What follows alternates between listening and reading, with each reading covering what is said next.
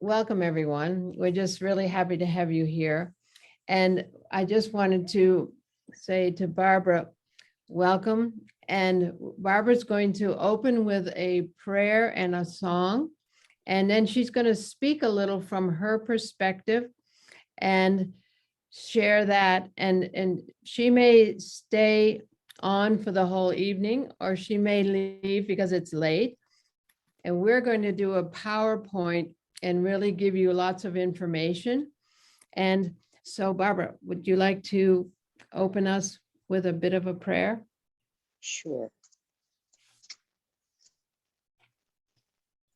Let us pray for the Great Spirit to guide us through these difficult times.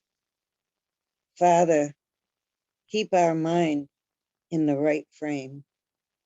Father, keep our eyes straight open to see the good.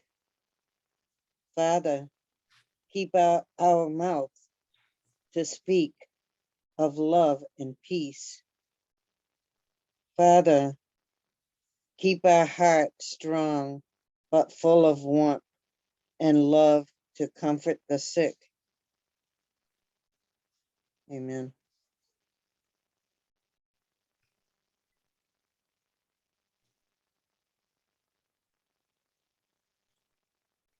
Were you going to do a song at all, or? Oh, I thought it was at the end. You want me? I'm gonna do, remember the song we sang at the waterfall? Uh-huh. Oh, Way yeah. back. This was Wonderful. many years ago. Mm. The humble song. The Uh, what's the song? It broke up. The humble song. A humble song.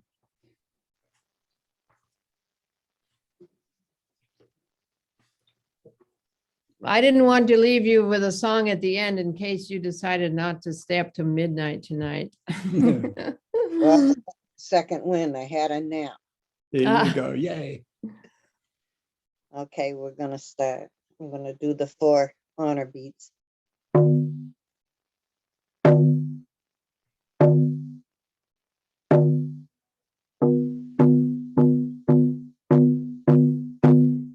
We gotta humble ourselves in the eyes of the Creator. We gotta bend down low. We gotta humble ourselves in the eyes of our Creator. We gotta know what He knows. We can raise each other up higher and higher. We can raise each other up. We gotta humble ourselves in the eyes of our Mashomas. We gotta bend down low. We gotta humble ourselves in the eyes of our Mashomas. We gotta know what He knows. We can raise each other up higher and higher. We can raise each other up. We gotta humble ourselves in the eyes of our Nokomis. We gotta bend down low. We gotta humble ourselves in the eyes of our Nokomis. We gotta know what she knows. We can raise each other up higher and higher. We can raise each other up. We gotta humble ourselves in the eyes of our children. We gotta bend down low. We gotta humble ourselves in the eyes of our children. We gotta know what they know. We can raise each other up higher and higher. We can raise each other up. We gotta humble ourselves in the eyes of the winged. Caw, caw, caw. We gotta humble ourselves in the eyes of the winged. We gotta know what they know. We gotta bend down low. We can raise each other up. Higher and higher we can raise each other up. I gotta turn the page because I can't remember all of this, so it's I have to sing it from the paper. So sorry for the. Okay, we gotta humble ourselves in the eyes of the four-leggeds. We gotta bend down low. We gotta humble ourselves in the eyes of the four-legged. We gotta know what they know. We can raise each other up. Higher and higher we can raise each other up.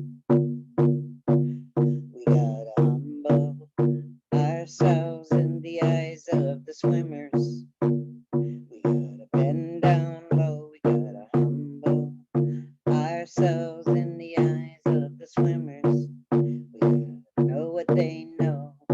We can raise each other up. Higher and higher we can raise each other up. We gotta humble ourselves in the eyes of the crawlers. We gotta bend down low. We gotta humble ourselves in the eyes of the crawlers. We gotta know what they know. We can raise each other up. Higher and higher we can raise each other up. And we can raise each other up. Oh, thank you, Barbara. And it's such a gift to have Barbara with us because she embodies that sense of us raising each other up, us coming together and raising each other up. And Barbara, would you like to speak briefly about your cultural experience, your perspective, and just bless us with your being And wisdom. and wisdom? Okay, to start with, I'm a Pokanoket. Most people call us Wampanoags, but our ancient word for us is Pokanoket. We were given the name Wampanoag by the English when they came, because they couldn't understand the language, and they couldn't speak the language when they first came. I am the clan grandmother of my tribe and nation.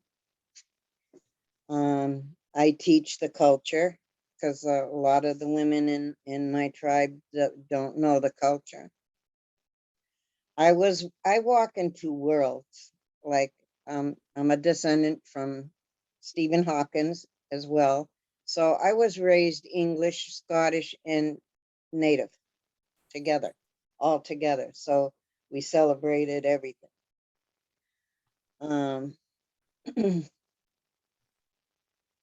I really believe my perspective, as Connie says, my perspective is that we're all here at this time for a reason. And I believe we're all chosen to be here at this time for a special reason. And the reason is it's time for the people, the humans, the people, not just Black, not just white, not just Native, not just English, and everyone. It's time that we have to come together.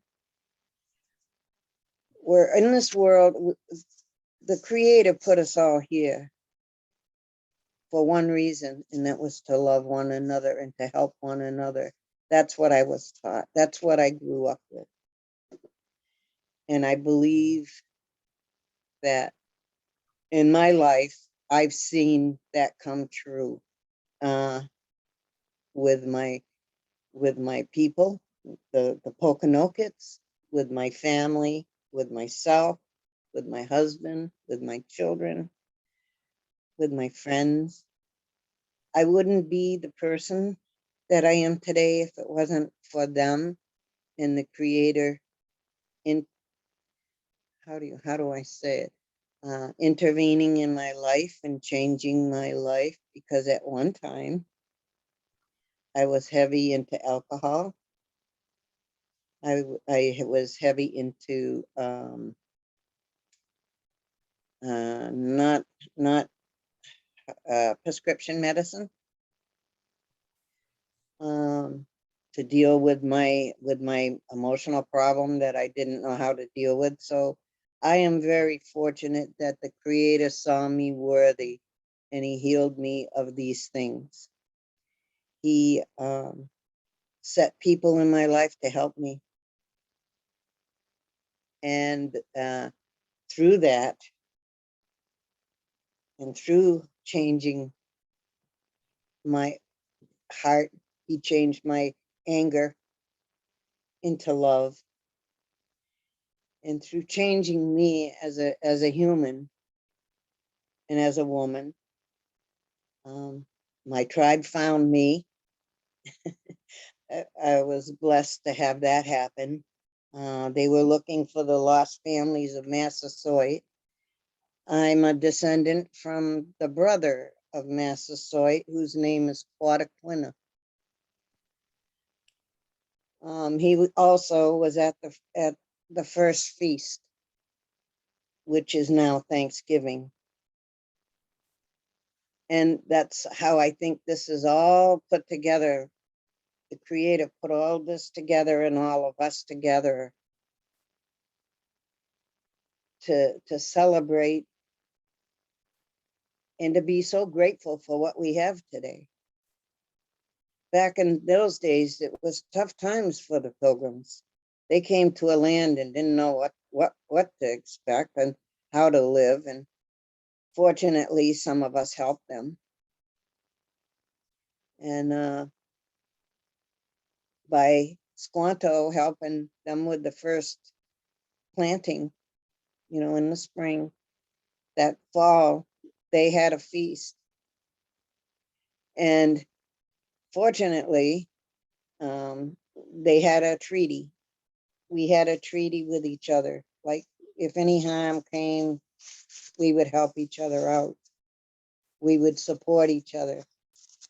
And we had I think, a wonderful relationship. There was a language problem. There was an understanding problem at first. It, like any relationship, it takes time. And it lasted 54 years, I believe.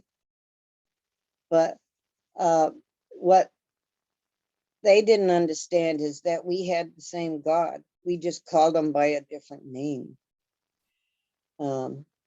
They prayed. We saw this at the first feast when they were saying the prayer over the meal. One of our men said, "Well, we do the same thing, only we call him Kiatan." And I was taught in my culture that Kiatan had a son called Weetux, and that is Jesus. And what the English or what the Pilgrims didn't realize or know is that Kiatan and Weetux came to us at Mount Hope with 3 women and from the water, and they called them the 3 sisters. And they taught us, Weetux taught us how to pray. And the 3 sisters taught us how to plant corn. And in the spring, when the first berries came, would be the strawberries. So we have ceremonies. We have 13 moons. We believe in 13 moons, and we have 13 Nakomos. One of them is a strawberry Thanksgiving, because the strawberry is the first fruit that the women saw. And there's a story about it, but I won't go into that because I don't want to take up everybody's time. But just to, I'm just so in my heart, I'm just so glad that I am who I am, and I know who I am, and I'm proud of who I am, where I came, what I've been through, what the Creator has done for me and shown me, and the people that I've met in my life. I'm now 75, going on 76. I don't know how much longer I'm going to be here. I survived cancer.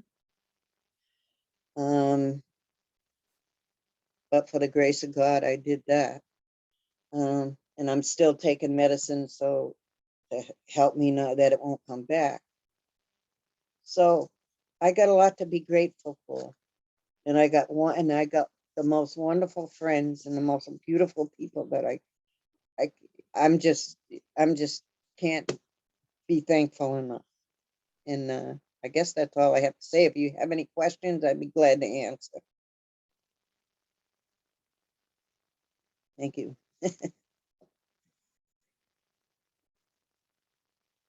Well, thank you for sharing your personal story from your heart.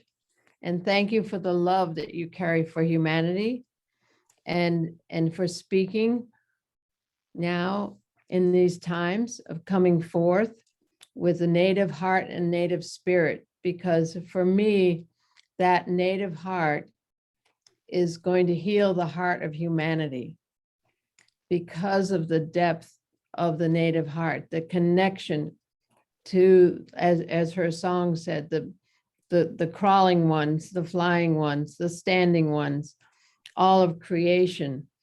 That connection is something that opens the heart of the rest of humanity who's been separated from that aspect of all of life. So it's just so important. And we just are so grateful for you, Mary.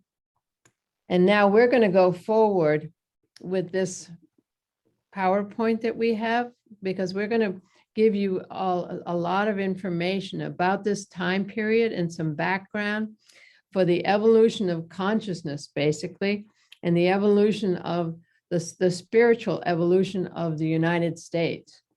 So hold on to your seats, everybody. Strap in. Strap in. And I just want to say, Barbara, thank you so much. And everything that comes out of my mouth tonight, I would like it to come with the spirit of the truth and the wisdom that you just gave us. So thank you for the inspiration. Thank you for having me. And I want to tell everybody that I'm wearing the necklace that Barbara gave me about 5 to 10 years ago. It's a necklace of Eagle Woman, and that's my native name, or my given name from spirit. And in the essence of the native way is the giveaway. And Barbara just said, oh my goodness, well, I have something for you, and gave me this necklace. So I just wanted to share that with you. So now we'll share our screen. And Barbara, hopefully you can stay on, but if not, because we're going to have a Q&A at the end, so you can ask Barbara some questions at the end, or all of us, if she stays on. And we hope you do, but we'll understand if you have to exit and then get some rest. Yeah, Okay, Connie, so Yes. Connie, I'm going to have to go in a little bit because I have to be up really early tomorrow for something. So will this be on, should we be doing record ourselves, or is it going to be later? It'll be recorded, It and is recording right now. I'll put it on my website. Okay.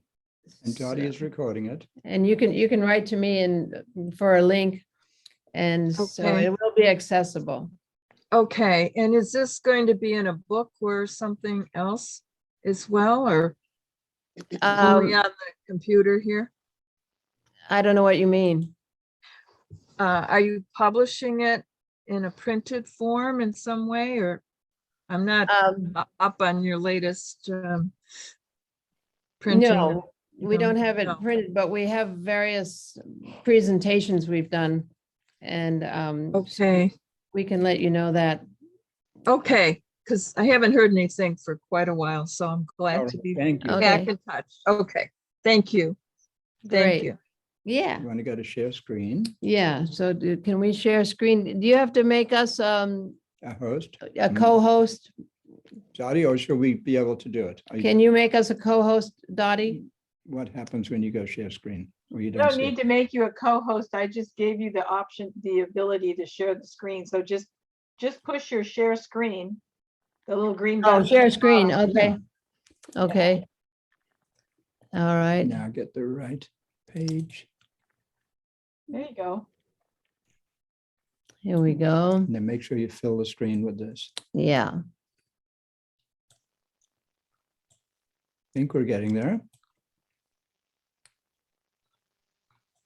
Okay, so here we go. Let's see, have to do it.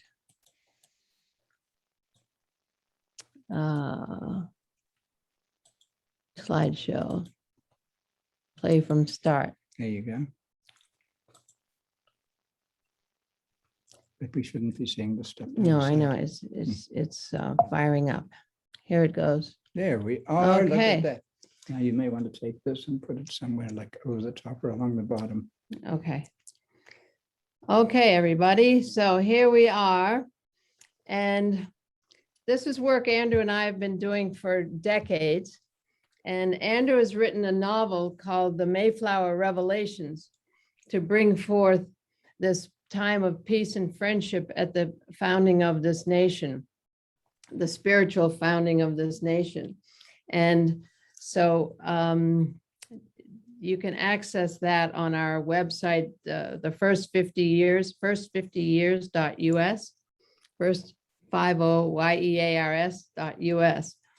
And so here we'll go and bring you the context for the coming together of the Mayflower Pilgrims and the Pelkanoket Wampanoag Indians. So here we go.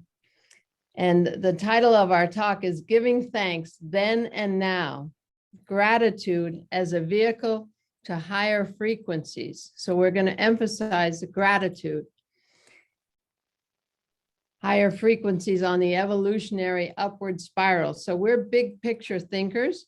And I know you folks at IONS are also big picture thinkers in the terms of consciousness. So I think you'll enjoy the perspective we're bringing.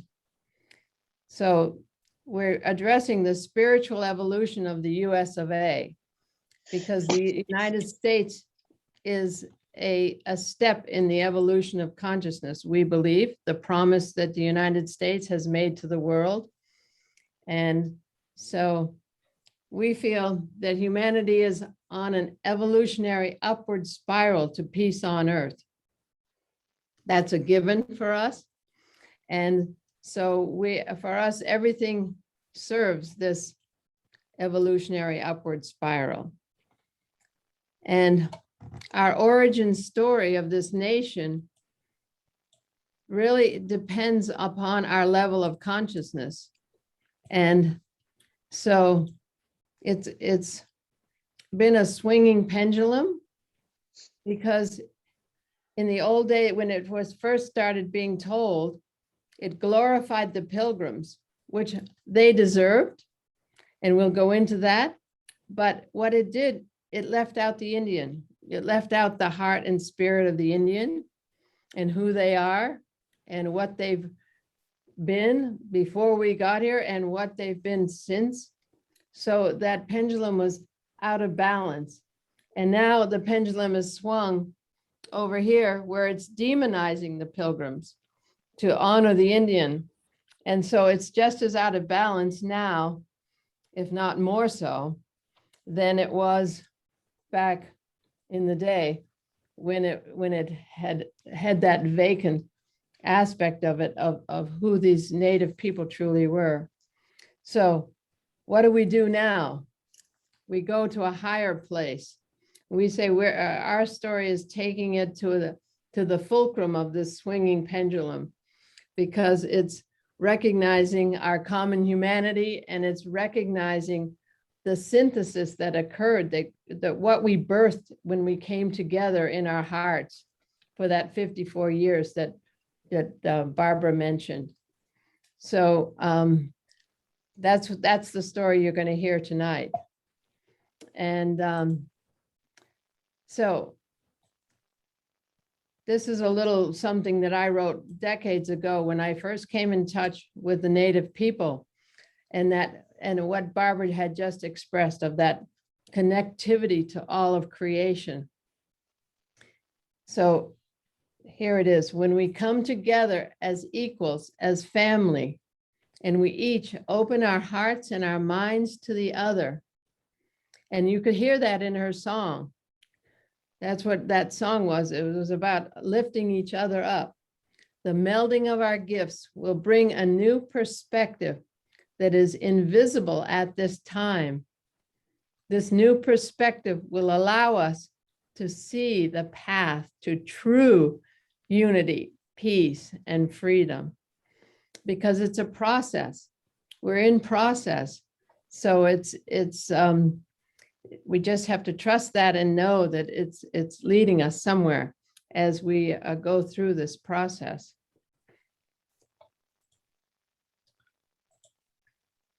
So here's the, oh dear, what have I done here? Just make this go away. This got to go away. There you go. It should be good. And now I got to go back. Okay.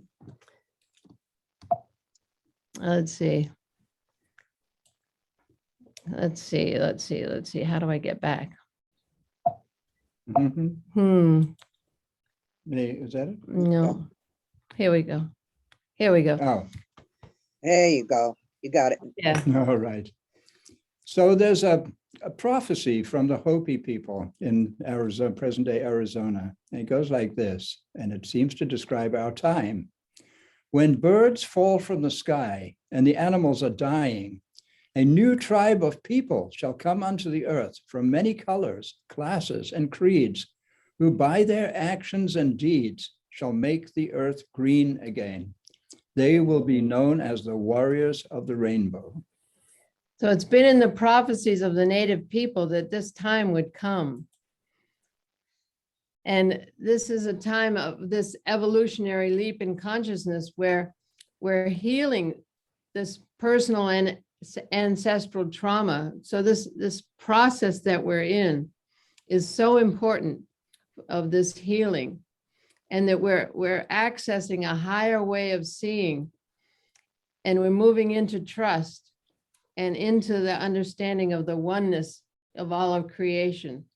And our hearts are opening as we access that reality that Barbara was singing about. And we're bringing peace on earth and heaven to earth together. And that song, Barbara, was just so perfect to introduce this whole thing we're speaking of.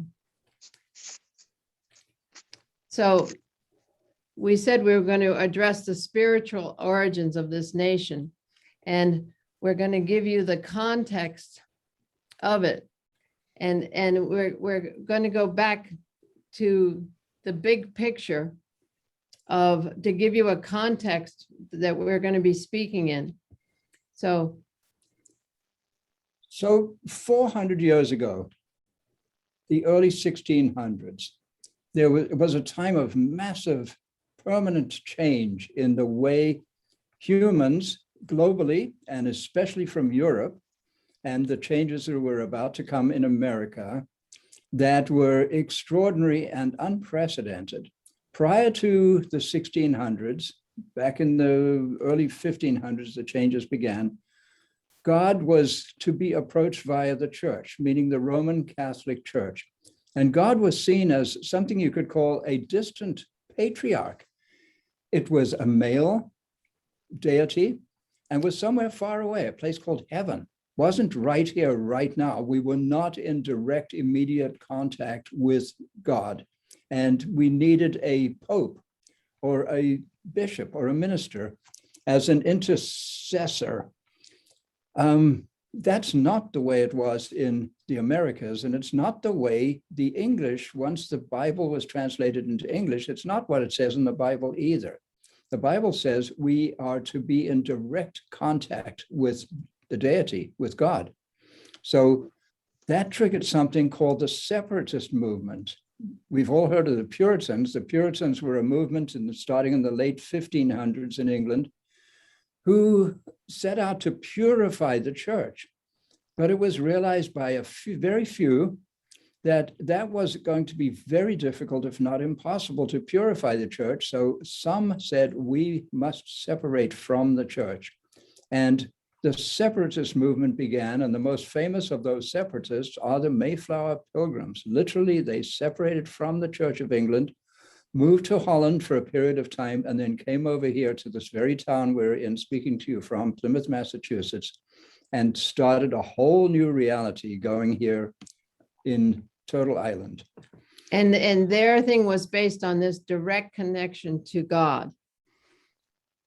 And then at exactly the same time, we had the reductionist scientific paradigm evolving. We had René Descartes, we had Isaac Newton, and eventually we had Darwin, and a whole other way of relating to the universe. It was very, very different from the God through the church way of understanding reality. And today we have quantum science, we have unified physics, and we have resonance science, all of which have aspects of the coming together once again at a higher level. It's as though a spiral has occurred, and we're back at the place we were before, but we're at a higher place where we are seeing a much, much bigger picture than we were capable of seeing 400 years ago. And we feel that this is going to trigger an evolutionary leap in consciousness. Our species actually has potential. It has not yet manifested. So, and the inspiration comes from direct connection to source beyond religion. So that gives you an overview of where we're headed with this conversation. So you see the heading on the left, there is split in the relationship to the divine in late 1500s England. So back in Europe, it was assumed that it would always be this way. We would have an absolute monarch, a king or a queen, who was the head of the church. And in Europe, of course, you also had the Pope, so it was a little confused and confusing. But in England, the head of the church was the king, was the monarch. And church attendance was required by law. If you didn't show up for church, you were in big trouble, and people were looking to see what was up, what was going on. Because not only were you not showing up for church, but you were throwing into doubt your fealty to the king. So the Bible being translated into English and distributed widely triggered, as I just said, the Puritan movement. It all started at Cambridge University back in the late 1500s, this attempt to purify the church. The Separatist movement, the right to act according to one's conscience, and to separate from the church became necessary, and that act was an act of treason. So the Pilgrims were in big trouble back home. Wonder why they left? Had a lot to do with that. yeah, and could everybody mute themselves who are, yeah, if everybody could mute themselves, that would be, there's a little background, not sound. So the scientific paradigm, Descartes, Newton. Descartes was born in 1596, Newton was born in 1643, and science was changing. The way humans understood the universe was changing radically. But what happened is humanity we found ourselves separate from nature and separate from God, from the divine. The split in the human psyche, what does that mean? It means that fear, separation, and scarcity have taken over some of us versus the trust and unity that we may have had in the past. Individualism in the context of the materialist reductionist paradigm leads to materialism and domination. So which this puts was, us where we are right now. yeah, exactly. And I see this as root cause, this scientific paradigm, this reductionist scientific paradigm, I feel is the root cause of all of our problems we have today. We don't feel there are any problems because everything is serving as we go through this process. But so this split was happening with this scientific paradigm that was separating us from nature and the divine. And here are the separatists connecting to our direct connection to the divine. So here is two movements moving simultaneously out of England and Europe.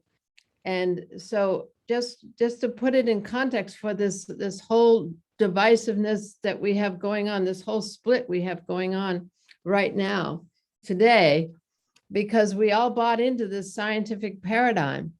And now, as we mentioned, there's ions, there's Nassim Haramein, resonance science, there's Jude Currivan, there's this new physics that's shifting this scientific paradigm that we feel is key to us rejoining our hearts and our spirits and going forward and creating a new way of being on the planet. So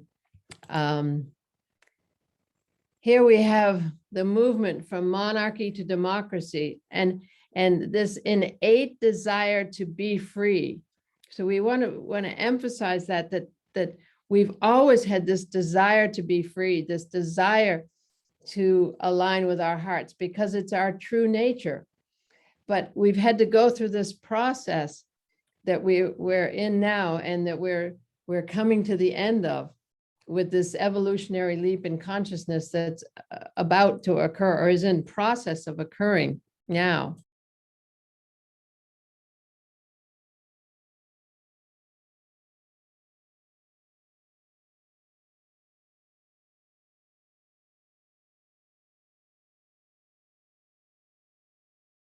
Mute my was I muted? Were we muted? Is everybody hearing us?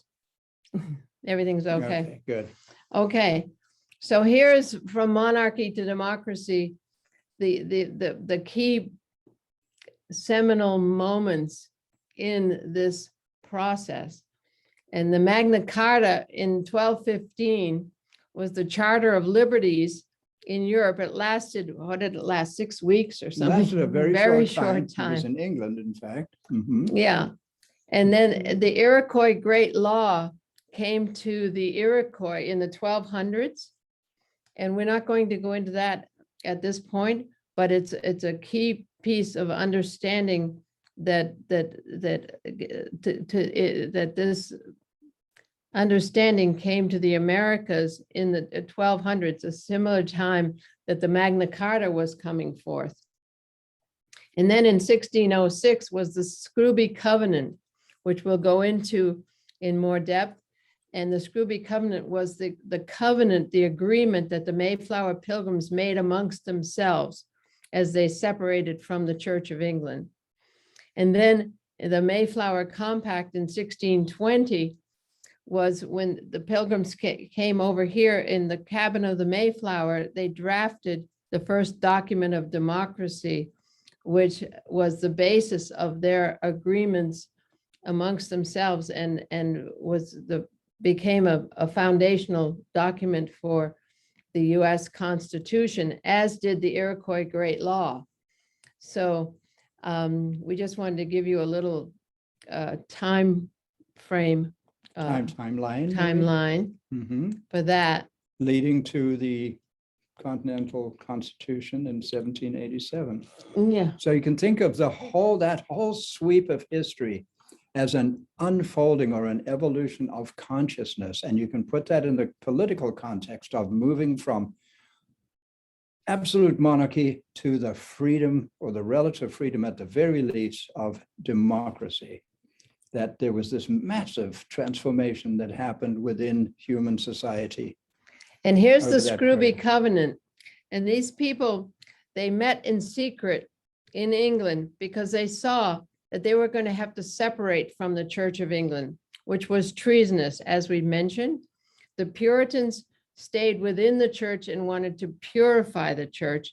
The Separatists realized, and they were pastors in the church, they were educated, Cambridge educated people, and they saw that the Bible intended, that God intended us to relate directly to the divine through our inspiration, through our conscience. So this is a very big deal. We just want to emphasize that what these people did, moms, dads, and kids, they stood up and committed treason against the King of England and separated from the Church of England and had to meet in private and in secret. So here's the Scruby covenant.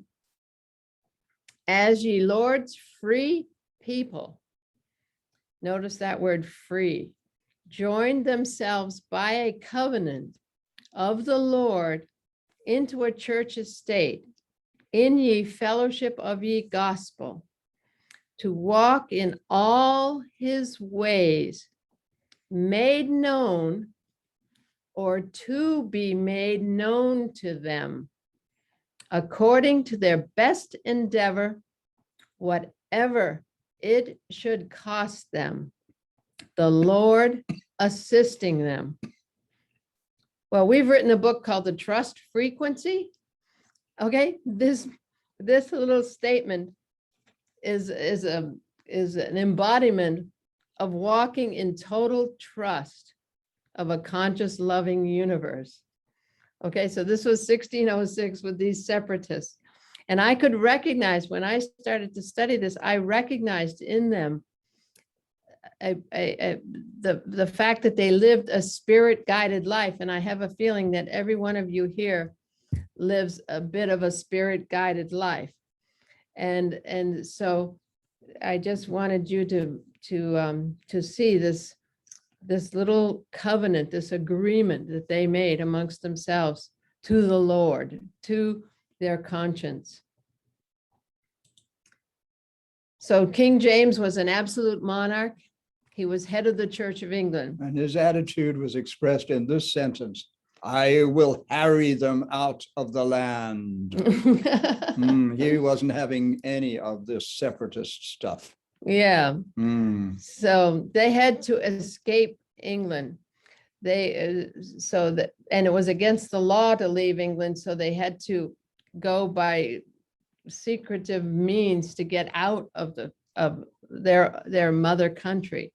So just think what that meant for these people, to have to give up their mother country and go to Holland, where there was religious freedom, where they could do whatever they worship in whatever way they saw fit. And this is very similar to the Native Americans.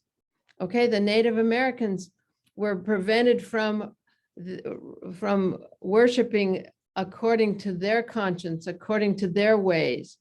So once people recognize the similarities between the Pilgrims and the Native people and what they were seeking, it'll shift everything.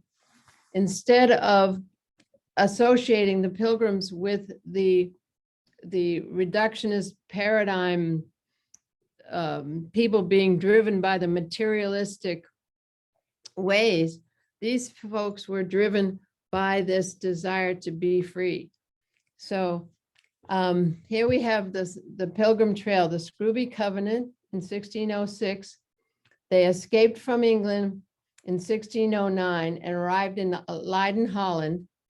They were lecturers at the Leiden University, and they were tradesmen there in Holland. Because they were foreign, they had to be in the guild system in a lower trade, menial trades. And they then left Holland for America in 1620 with visions of a society based on the freedom of conscience. And they drafted and signed the Mayflower Compact in 1620 when they came, before they landed here. And then in 1621, in the spring of 1621, they connected with the Massasoit and a creator-based spirituality. So we're going to show you the spiritual alignment of the Pilgrims and the natives they met. And this is the birth of the American mind, the first great synthesis. We call it the first great synthesis. So they signed the Mayflower Compact, and we'll share the Mayflower Compact with you. They had a Wampanoag Treaty, the Pokanoket Treaty, and in 1621, and then there was the 3-day harvest feast and 54 years of peace that followed on that. So we want to go into more depth here with the Mayflower Compact. So would you like to read that, Andrew? Okay. So this is the agreement they made before they came ashore. They realized they had to have some idea of how they were going to govern themselves. And this document is regarded as one of the early documents of democracy, that New England, actually this idea just inspired and informed the way New England developed, and all the way to the Constitution. So this day, before we come to harbor, observing that some were not well affected to unity and concord, but gave appearance of faction, it was thought good that there should be an association and agreement so that we should combine together into one body and submit to such government and governors as we should by common consent agree to make and choose. We therefore set our hands to this that follows word for word. And this is the actual compact. Having undertaken for the glory of God and advancement of the Christian faith and honor of our king and country, a voyage to plant the first colony in the northern parts of Virginia, do by these presents solemnly and mutually in the presence of God and one another, covenant and combine ourselves together into a civil body politic for our better ordering and preservation and furtherance of the ends of aforesaid. What was the missing word there? Aforesaid what? Ends of aforesaid, and by virtue hereof to enact, constitute, and frame such just and equal laws, ordinances, acts, constitutions, and offices from time to time as shall be thought most meet and convenient for the general good of the colony, unto which we promise all due submission and obedience. So there you have it, equal and just laws serving the common good and creating offices and officers and promising all due submission. So we elect offices and officers, we create officers and we listen to them and swear. Very different from the way things were done back in England under the king. Yes. Very different. And Barbara brought up a point. She said, well, they're separated from the king, but then they swear due allegiance to the king. So they still were honorable Englishmen, but they were in a process of change here. And I don't know that they knew where it was headed. They were just doing what their hearts told them to do. Yeah, exactly.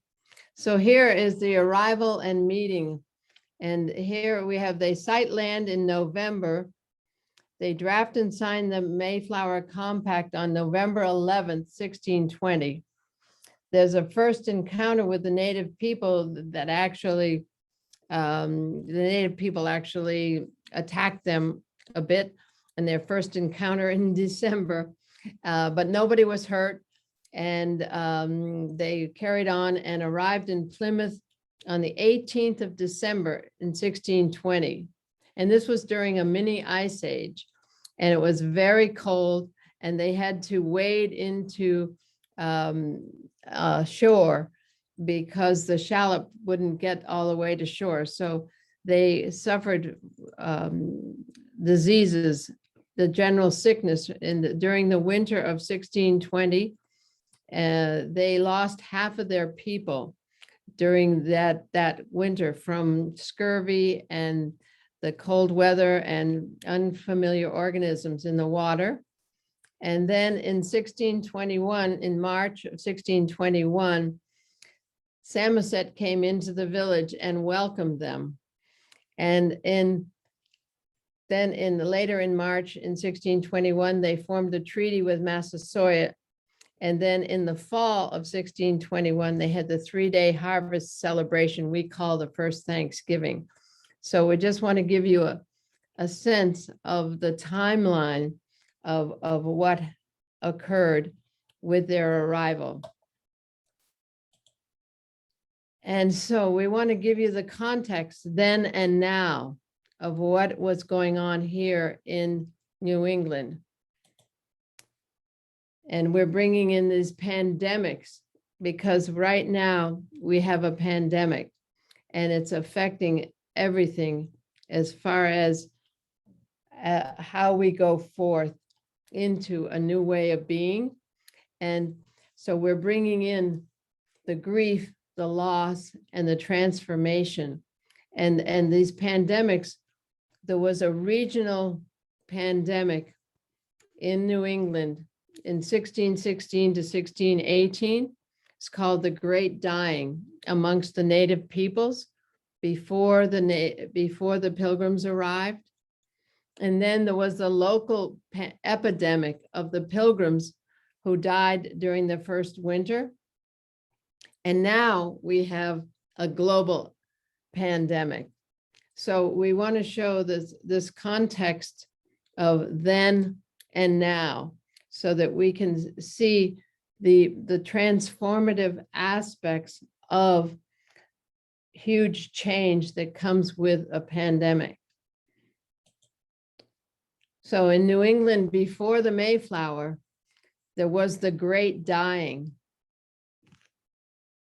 And the Great Dying, I think most of you know that before English settlement was even possible in New England, in the American Northeast, something happened, and that was literally a pandemic, an epidemic of disease that had come from China originally and all the way across Europe, and finally over hundreds and hundreds of years, making its way across the Atlantic and coming down the coast of present-day Maine into Massachusetts and wiping out the coastal Indian tribes. And the Indians to this day call that the Great Dying. And I'm just going to put my glasses on and just make sure I get this right here. So a quick rundown of New England before the Mayflower, between 1607 and 1616. Before the Mayflower, there was a network of confederacies. The Iroquois Confederacy inland, the Massachusetts Confederacy, which was a large chunk of New England, the Wampanoag, which included the Poconokeets, the Wabanaki, and other groups of local native people in various states of collaboration, cooperation, and competition with one another. And one thing we have to make clear here is Wampanoag actually did not exist As a word, as a word or term. So there wasn't a Wampanoag Confederacy. So we need Right. to change that because we're learning and growing as we've come into association with Barbara and the Poconokeets. And so there was the Poconoket. It wasn't a confederacy, I don't believe, at the time. But meanwhile, we'll go on. Okay. So there was a war that hardly anybody has heard of. And I have personally spoken to New England historians who've never heard of it. It's called the Territeens War. And it's an intertribal conflict over competition for the French fur trade between the people today that we call the Micmac. And in those days, they were known as the Territeens, and I'll tell you why in a minute, and the Penobscot. And that competition resulted in a war, and it actually got into some serious violence, and the violence spread to the Massachusetts Confederacy, who were aligned with the Penobscot. The Micmac were called the Territeens by the Basque fishermen who came here, and that's how that word comes down to us. This intertribal war led to a great and general plague, in the words of Sir Ferdinando Gorges, in a book that he published in 1658 in London. And today it is known to some as the Great Dying. The coastal indigenous population was decimated. Yes, and so we're gonna have to move right along because look what time it is. It's 11:15. So Yeah, we're gonna have to move right along, folks. So time flies when you're time having flies. fun. So the Mayflower Pilgrims suffered the general sickness and they lost half of their people during that first winter. And what the people who survived were 4 adult women, 14 adult men, and 34 children, and who attended this 3-day harvest celebration in the fall of 1621 with 90 plus Native Americans. And so that's, I think I just want to keep moving here now. Okay. So now we have this global pandemic that's over 5 million people have died in this global pandemic. So we're in a time of transformation now. And this grief and breakdown and rebirth is what happened then in Plymouth at that time. And it led to gratitude and shifting frequencies and bridging differences and synthesis. So both the Native people and the Pilgrims had suffered these great losses and were in this time of gratitude and grief and shifting frequencies. Things change in a time of grief and loss and for what? gratitude. What? And gratitude for what? Gratitude For that, for each for other. each other. Yeah. The Pilgrims and the Native Americans, both of whom had suffered horribly, I believe, were truly grateful for the relationship that provided both security and friendship and huge opportunities for all concerned. Very important moment. Yeah. And in the spring of 1621, something new is born.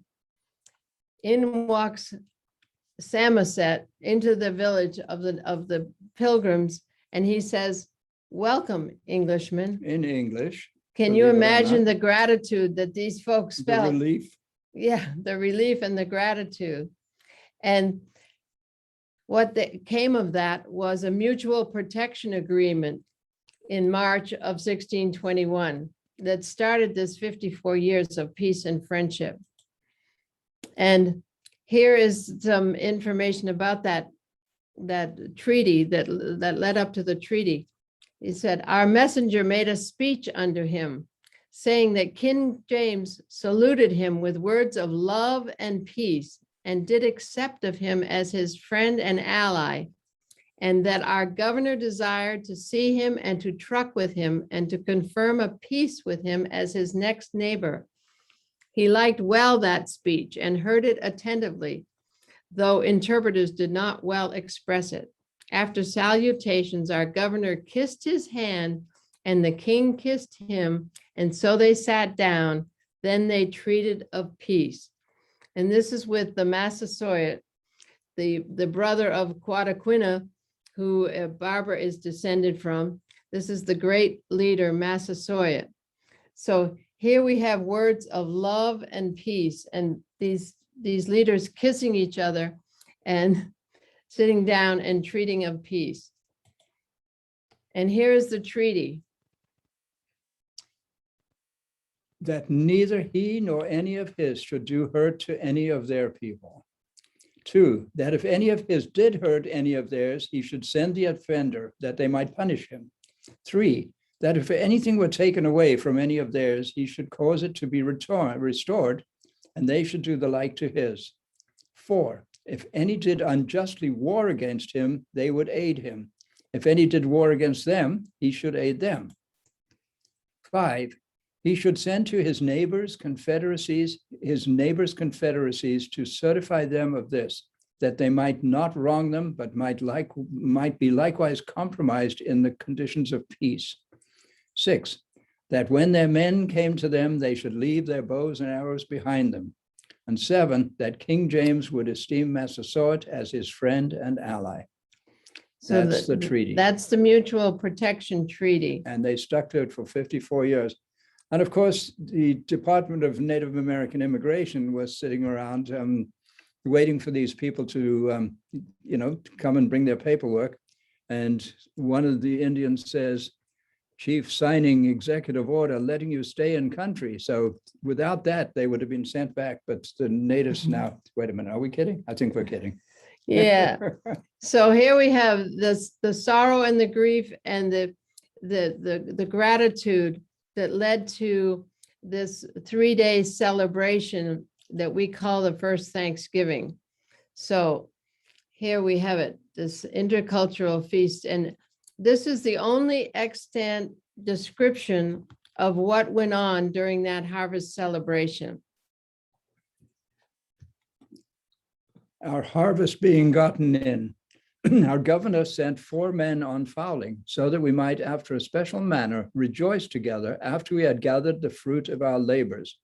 They 4 in one day killed as much fowl as, with a little help beside, served the company almost a week. At which time, amongst other recreations, we exercised our arms, many of the Indians coming amongst us, and among the rest their greatest king, Massasoit, with some 90 men, whom for 3 days we entertained and feasted. And they went out and killed 5 deer, which they brought to the plantation and bestowed on our governor and upon the captain and others. So here we are at Thanksgiving this time now, and we just wanted to share with you that this is the 3-day harvest celebration we call the first Thanksgiving, that was these folks coming together in gratitude of a harvest and gratitude of their friendship Their relationship. and yeah. their Mhm. relationship. And I don't think we'll run this. This is a little video we made, but we can pass on that. We'll We pay- have Yeah. So what we want to show is the spiritual alignment of the natives and the Pilgrims. So Barbara spoke of this, and so we just wanted to read you a description written by the Pilgrims from an encounter they had with the native people. They were in the home of one of the leaders, and they wrote this: "Further, observing us to crave a blessing on our meat before we did eat, and after to give thanks for the same, he asked us what was the meaning of that ordinary custom. I told them that whatsoever good things we had, we received from God as the author and giver thereof, and therefore craved his blessing upon that we had and were about to eat, that it might nourish and strengthen our bodies. And having eaten sufficient, being satisfied therewith, we again return thanks to the same our God for that our refreshing."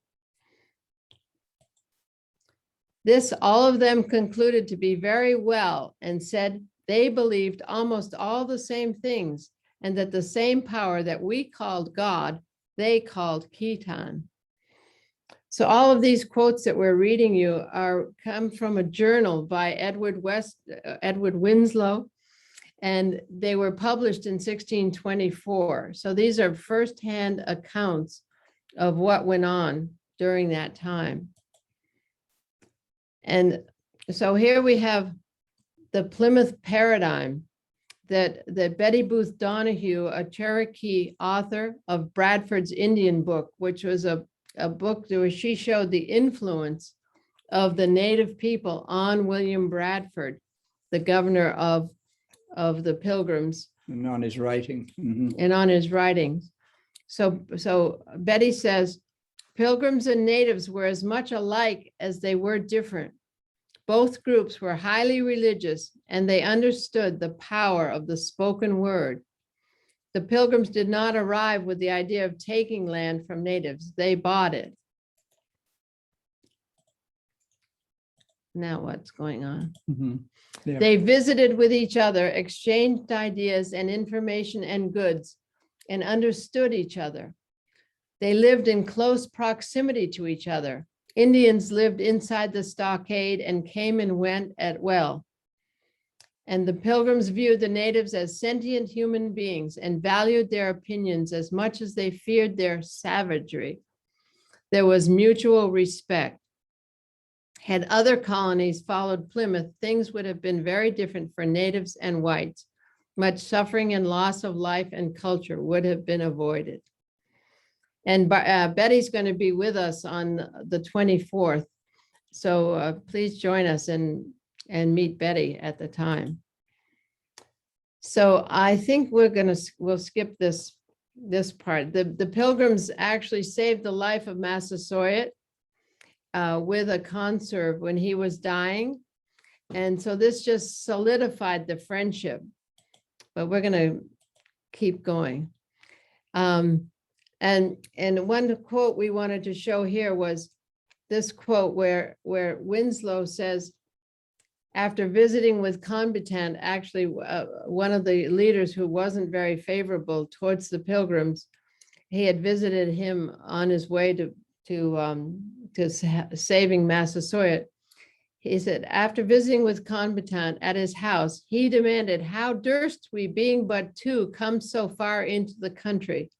I answered, where was true love, there was no fear, and mine heart was so upright towards them that for mine own part I was fearless to come amongst them. So this gives you a sense of what was going on there, what the feelings were between these folks. And then there was the gathering storm, as this high vibration energy between these, the Pokanockets and the Pilgrims, things were gathering, situations were shifting from this high frequency to a lower frequency. And in 1630 to 1640, the Great Migration occurred, and 20,000 English settlers, the Puritans, came and formed Massachusetts Bay Colony, as well as Connecticut, Rhode Island, New York. So pressures were coming forth. And so I'm going to keep moving here.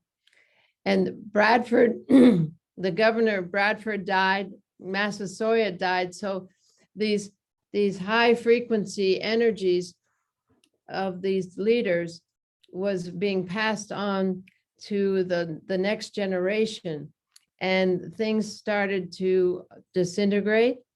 And so, as we all know, there's a high frequency that some people carry, and those two leaders kept their people in peace. But as it went into the next generation, and as these other people arrived, that vibration decreased. And so this shifting frequencies occurred. So we went into a lower frequency, and war became the way. War replaced diplomacy with Metacom Rebellion, also known as the King Philip's War. And so this violence replaced diplomacy, and this, what really was a civil war, because these people had been in friendship for 54 years, a whole generation. And so after 1675, after the end of King Philip's War, they became the enemy. The Indian became the enemy. And essentially the Native Americans disappeared from the history books, and especially the Pokanoket people, because they were sent off as slaves off to Barbados and the West Indies. So the whole thing shifted. We've given a sense of a period of time that was the planting of a seed of what can be birthed when we come together in our hearts, and this spiritual beginning of this nation. But as we know, and as we're witnessing right now, that the different frequencies and the divisions and differences of frequencies that lead to extreme challenges. And as we know right now, we're in the middle of that challenge. And here is the second great synthesis. We just wanted to mention the second great synthesis. We called that the first great synthesis that time with the Pilgrims and the Indians at 54 years. And here's the second great synthesis, which is the Iroquois Great Law, which we mentioned that had come to the Iroquois in the 1200s. The Iroquois Great Law influences the US Constitution. So this we're calling the second great synthesis. And now we're going forward into the third great synthesis as we come together in our hearts now. And so now we're in a world out of balance, and we have this global pandemic. And what we're in the middle of is now this grief and breakdown and rebirth, just not exactly, but similar to that time at in Plymouth and with the Pokanoket and the Pilgrims during this is the 1600s, 400 years ago.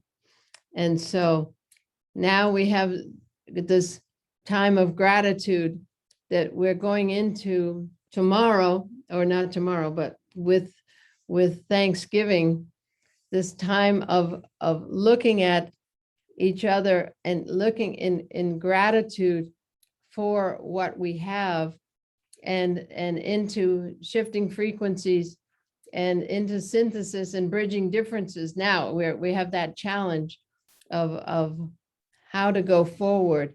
And if we go forward with gratitude into our Thanksgiving, we can raise up and come together with our families in a higher frequency and see what wants to be birthed. So the third great synthesis brings, and this is our idea of what is actually, we're at the very beginning of something very, very profound for humanity. It brings a new perspective, healing, no shame, blame, guilt, anger. It brings understanding and compassion. We learn to listen to one another. We learn to honor the humanity and divinity in all of us. We learn how to go forward together, birthing a new way of being.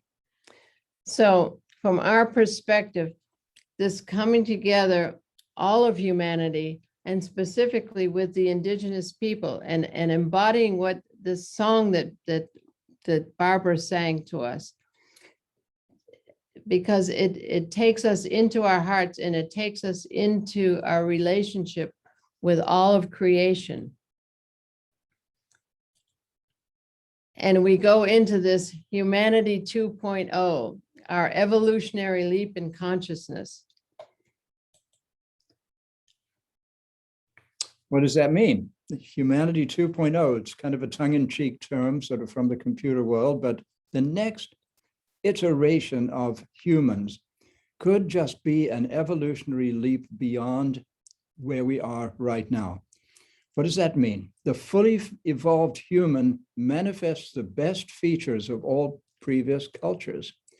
We are part of nature, not above it, aware of the scientific perspective, yet not ruled by it, tuned into a higher reality, yet fully present in the world.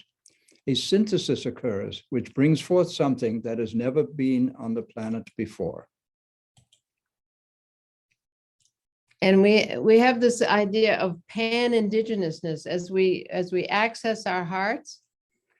The principles found in indigenous thought, the way of life of the native peoples of the Americas, and the essence of most tribal or traditional cultures throughout the world are principles which resonate to the deepest aspirations of all of humanity. This can be called pan-indigenousness, the common thread that ties the heart of humanity together in a vision of a world in balance. So we have this expanded paradigm. We have this connectivity to the oneness and sacredness of all life. And quantum mechanics and unified physics and ions is bringing this forth because we're able to take our Western mind, our logical linear mind, and say, oh, okay, science is proving something.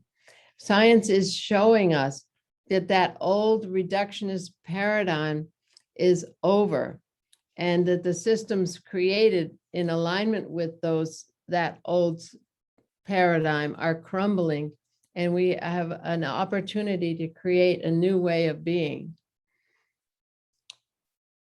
Quantum reality illuminates and informs the Western paradigm, expands our understanding of the nature of the universe, which allows us to align with the indigenous worldview. Which is this pan-indigenousness, because it's the thread that lives in all of us. And as you know, you folks know, you're very familiar with the concept of quantum entanglement, that we are one essential entity. We are all profoundly interconnected. Creation is one, despite the multiplicity. And the observer effect, the fact that through our interaction with reality, we actually help to bring that reality into being. What we put our attention on creates what we experience. And this gives us a sense of our responsibility, because we are creating reality with where we put our attention. So this is a key piece of all of us who have a sense that there is a bigger reality, that there is a purpose to everything. It's so important that we keep our attention on that. If we can't give you anything else to leave this with, it's that importance of our responsibility of staying in association with our hearts, connecting with our hearts, and understanding the sacredness and oneness of all life, and keeping our focus there. And understanding that it's this understanding of a conscious universe, that it's a conscious, loving universe, which is the work that we do to bring forth the understanding that it's not only conscious, but it loves us. And Jude Currivan is now speaking from that perspective of the science of love.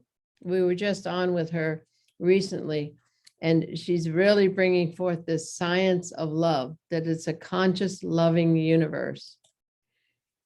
So here we have the aspects of the indigenous worldview that we're moving into. And don't forget, this is pan-indigenousness. So it's in our essence, it's who we are. And so this pandemic has given us the opportunity to connect with those aspects of ourselves through our grief, through the breakdown, through the transformation that's been brought forth through this very unique situation that occurred, well, I say very unique, but it occurred back in the 1600s, and here it is now transforming us.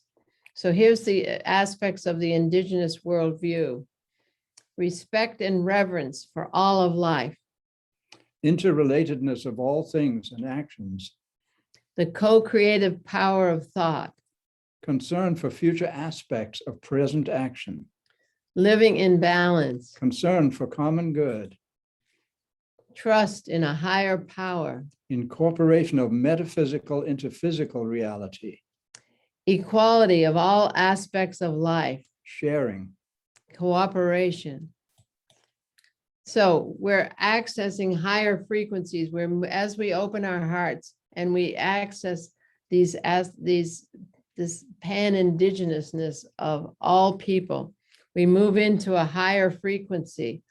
And in this higher frequency, we understand that there's meaning to everything, and that everything is okay, that we are powerful, and we trust, and we understand that it's infinite balance and cooperation.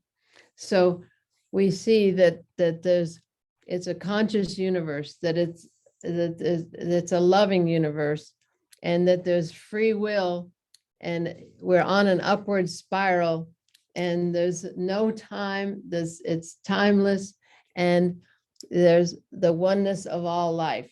So we just want to give this idea of this upward higher frequency, because that's what's available to us now on the planet, is a higher frequency energy, and we're responding to that higher frequency. So we just want to thank you so much. And let's see how we're doing for time, if there's any time for Q&A. A little bit. So there. Yeah, okay. Okay, so I'm going to stop sharing. And so here we are. What'd you think of that? I just hope it didn't get too rushed at the end there. We had a lot to cover. Well, thank you very much for your presentation. It's great. Elaine, did you have a question? I do. How would be the best way to get in touch with you? Well, our email is trust@thetrustfrequency.net. I'm trying to write that down as you speak. Okay. Trust@thetrustfrequency.net. Trust@thetrustfrequency.net. Can you put it in the chat? And I can put it in the That'd be chat. great. And also our Okay. website is thetrustfrequency.net. And the Okay. first 50 years, it's our website for the first 50 years project is first50years.us. So Dottie, I don't know if you can put it in the chat for us. It's not working. Right. No, Can I you put can't, that in the but- chat, Dottie? Or Oh, can you put it in the chat? you know, I think it's in the email that I sent out for the meeting. It No, should I be, can- yeah. I tried to find it in there and I couldn't. So I can put it in the So- chat, but I'll put it in Yeah. the Okay, when chat. I send out the I see. recording, I'll send out the Okay, email. yeah, why don't you do that? Because I'd love to have Barbara step in and comment on her Okay, thoughts. Thank you. If anybody has any questions for Barbara, let's make sure to honor her. Barbara, you're Thank still you. here. Bless you. Yay, Barbara. So what did you think? And because Barbara's very connected to this concept of frequency and us going together in our hearts and all that. So what are your thoughts on what we just presented, Barbara? You're muted, Barbara. Sorry. I'm right with you because I do believe in the rainbow prophecy. I've had visions and I've had contacts with the spirit world and I've had things told to me and shown me. So I know what's going on. So Yeah, tell us about it. this is a beautiful thing. Well, for one thing, when I was trying to find where I belong, because there's so many bands, of Wampanoags. So I wanted to know exactly which band I belong to. In the process, I prayed about it. And I even went to the Indian Affairs in Boston and talked to a gentleman on the phone. Well, he says, well, go to powwows and they'll help. And if they see who you are, they'll take you in and they'll teach you. Well, here I sit 20 some odd years later, and I've had elders teach me, medicine people teaching me. But what taught me the most is that I had an experience. I worked the third shift. I came home one morning and sat in a chair. The next thing I knew, I was in front of the council oak tree in Dighton. Now, I don't know, the council oak was our special ceremony place at Massasoit, and my people would do ceremonies. They did weddings, all kinds of stuff there. Well, I found myself in front of this tree. The tree formed a porthole, and I floated inside of the tree. And inside the tree, it was set up like a lodge. And the ancestors, which were my ancestors, came around in front of me and they each offered me a basket of blueberries, a round basket of blueberries. The first person that came to me told me she was my grandmother, my ancestor grandmother. She had black hair, had bangs, and hair like mine, and she had a dress and a cape made out of turkey feathers. She told me I had to make the dress and the cape, which I did it later on. That went. Then a man came, an indigenous man, and he told me his name. He told me he was Massasoit. And then Quataquina, right behind him, said he was Quataquina, my grandfather. And then there was one more, and he was King Philip. So they all offered me, I didn't understand the blueberries, the basket of blueberries at first. I had to go to a medicine person to tell this vision I had. So then that all went away and they all came, each one had a basket. One had a basket of sweetgrass, one had a basket of tobacco, one had a basket of sage, and one had a basket of cedar, all the 4 sacred herbs, and they're offering it to me. I look down and I see my moccasins in front of me, and I see bare feet, and my hands, I would turned into a bear.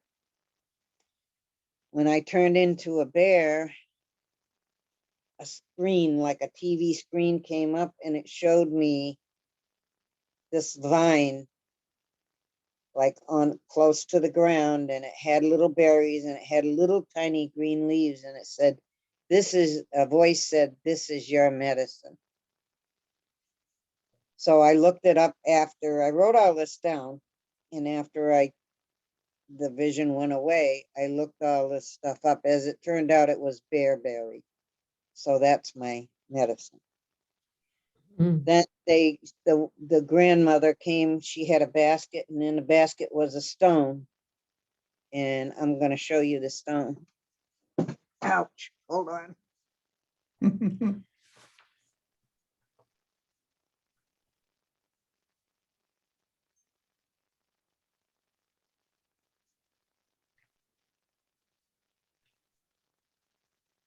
She showed me this stone. See the mark on it? Uh-huh. The X, like an X. She said, "This pertains to you." Well, I didn't have this stone when she showed it to me. She said, "This pertains to you. I found this stone down by the water in Lakeville at the Wampanoag Cemetery." And what else happened after that?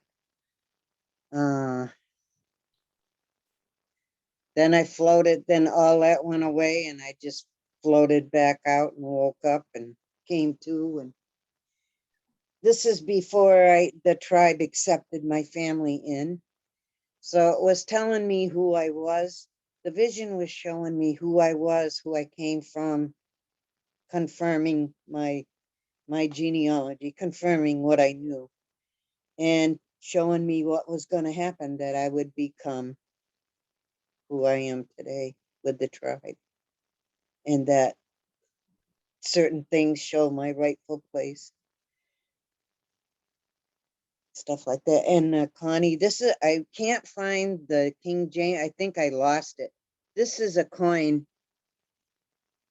This is the Sacagawea coin with the carver in Massasoit's hand doing the treaty with the shaking the hand in the pipe. Mm.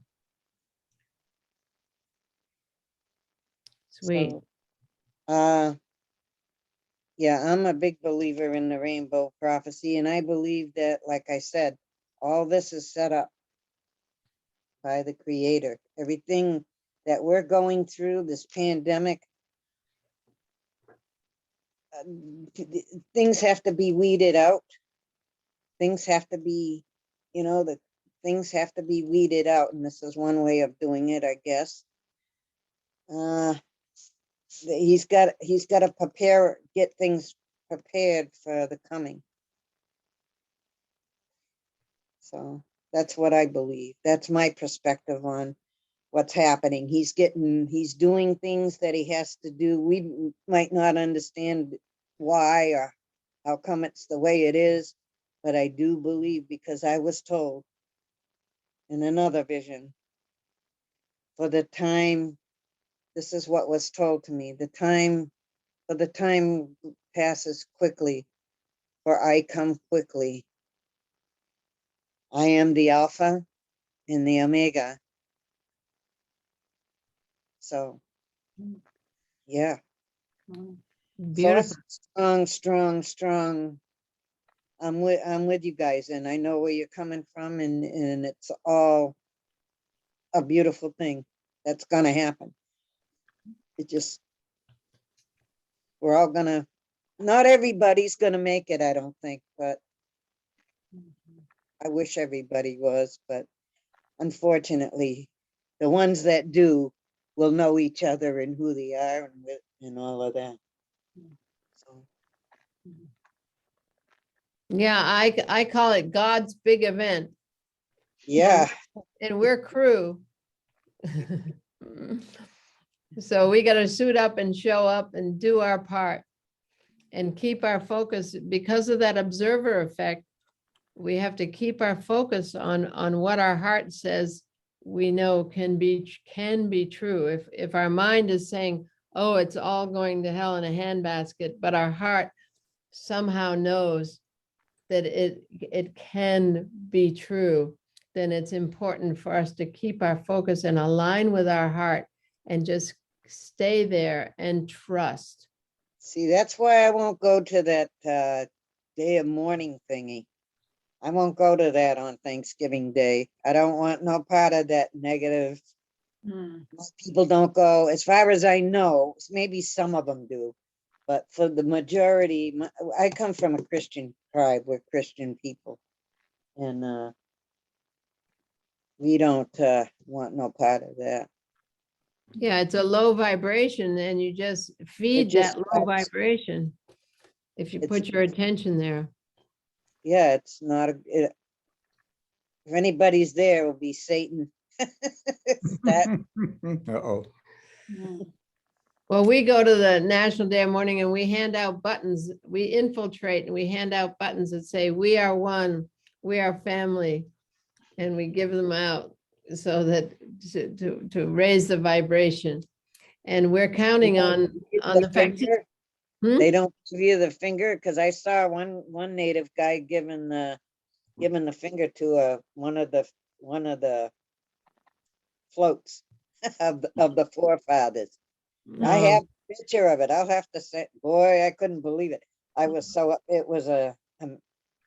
I won't say who it was. I know who the person was that did it, but Yeah, well, we're just playing out all that divisiveness, all that pain and trauma, and it's playing itself out. So we just bless it and keep our attention on the highest thing we can within our knowing. So can I jump in here and see if anybody has a question for about this? We just have a few more minutes. If you have a question, Jeanne, you're on mute.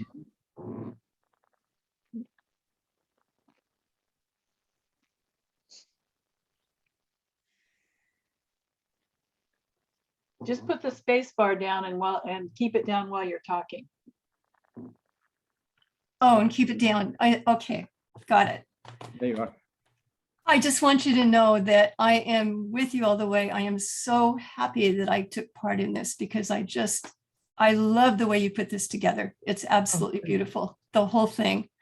And I'm just getting ready to take Greg Braden and Nassim Harriman's 8-week Oh, yay. class. And I am looking forward to that so much because you have done so much for me in terms of what you have presented. But I'm also looking forward to this because I did a paradigm shift in my late 50s. It's in the late 1990s. And all of my teachers, not all of them, but I mean, some of my teachers insisted that when the scientists get this and give it out, then people will understand. It won't be woo anymore. That is my thing. I want to write a book. It's no longer woo because Yay, you go, girl. I have been getting ready to write about my experiences through that paradigm shift and the ancient tradition, the ancient techniques that I learned, and they worked. And now we'll know why they work, because we are a part of the universe and the universe is alive and it's within us and we're in it and it's all together. Yeah. And it's all love. And it's all love. That's right. Yeah. Yeah. Thank you so much. Oh, thank What a you. beautiful point to end on. It's all love. Yeah. Thank you. And thank you for your feedback, because I was hoping it wasn't boring and that it hung together for you, because we try to tailor make it for the audience and for the circumstances. So hopefully it worked. It sounds like it worked for you, Janae. Absolutely. Yeah. Oh, great. Right on. Oh, great. Thank you. Oh, thank you. Does anybody else have a quick question? Nope. Okay. Well, I'd just like to say thank you so much for your presentation. You know, Paul and I were back in Massachusetts, I don't know, 4 or 5 years ago, 5 years ago maybe, and we visited the Mayflower and the visitor center there, and they had this true story of the Pilgrims, which we didn't know. So it was nice to have that from you, and I'm quite with you as far as what's happening in the future, and that, you know, we're going to make it, and we are making it. I think we can't not make it, actually. So thank you very much. You guys are hanging in there beautifully for being so late back there. I don't know if you even feel it. And look at Barbara. She's looks I as know, bright. you guys are She's more bright-eyed than we are. Yeah, we're all bright-eyed and bushy-tailed out here in Massachusetts. Right, yeah. So what a treat, Dottie. Thank you so so much. much. And Oh, thank you, ladies, Everybody. for coming Barbara, on. thank Thank you. you, Thank thank you, Barbara. It was wonderful hearing Thank your you. story, and thank you for sharing that. Yeah, coming from your heart, Barbara, and it's just so great. And she's just a vehicle of love. And to have it come from a native heart and spirit is so important at this time. And this Pilgrim story, for her to come forward with this Pilgrim story right here, right now, because it's the founding story of this nation. And it's been trashed by revisionist history. And a nation's origin story is key to its psychological well-being. And we feel that the nation is morally paralyzed because it's ashamed of its origin story. And there's this gem, this beautiful gem that sits here between our ancestors, because my ancestors were at that 3-day harvest celebration. I'm a Mayflower descendant, and her ancestors were there. So here we are now going forth in the energy of our ancestors for the future, and speaking to folks like you in this global summit that we're going to be on the 24th to get it out. And that's going to be the beginning of a series of conversations with Humanity Rising. And on Sunday, there's also Sacred Sundays with Scott Cadamus. We're going to be on with him as well. So Zoom has given a global platform for ideas, and it's just such a blessing. The pandemic did that. Right. Mhm, mhm. Oh, And we wouldn't be talking like this if it wasn't for that. Wasn't for the Yeah. Pandemic. Yeah. so Yeah. One more. One more. Can I do one more? Barbara, I'm so sorry I left you out when I was saying thank you. And I thank you so much. I also am a Mayflower descendant, the Brewster family. And you've really added to my knowledge. Yeah. Her father, through her father, she's from the Brewster side and the Hopkins and the native, all three. Wow. So Janae, one thing, Janae, is that your name?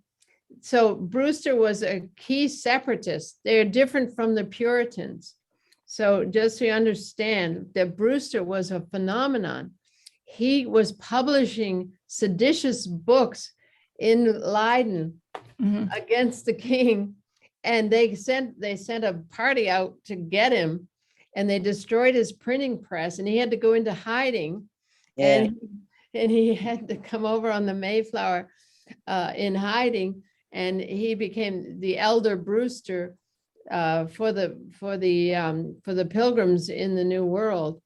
And so he's big medicine. And I but- haven't been, when I was researching, it was 10, 15 years ago, and I didn't find very much on him. I did find bits and pieces of that. Also that William Bradford was with that family from the time he was an adolescent. Right. So they were, yeah. Yes, I got to do more research now because there's obviously more out there. Yeah, and we have wasn't it a Brewster story that we have on that we interviewed, what's her name? What was Brewster's story? So anyway, Brewster's a big deal. And we have a video that I can send you if you send me an email and ask me, because one of the women from Scruby, who's a English- scholar, what's her name? I can't remember her name, but Sue she's Allen. Sue Allen. We taped her telling the Brewster story. Oh, So wow. write me an email and I'll send you a link to it. I'll do that. Thank you. All right. I'm getting ready to put all of this together for my children and grandchildren. Yeah. Ancestral, Either the lineage, makes sense, 'cause yeah. that's big medicine. Yeah. Cool. All right, friends, what a treat. All right. Well, thank you so much. And thank you everybody for joining us. Unmute and say goodbye. Good night. And Good night. great to see Fun you seeing all. you. And, Bye-bye. yeah, Thank you very much. happy Thanksgiving.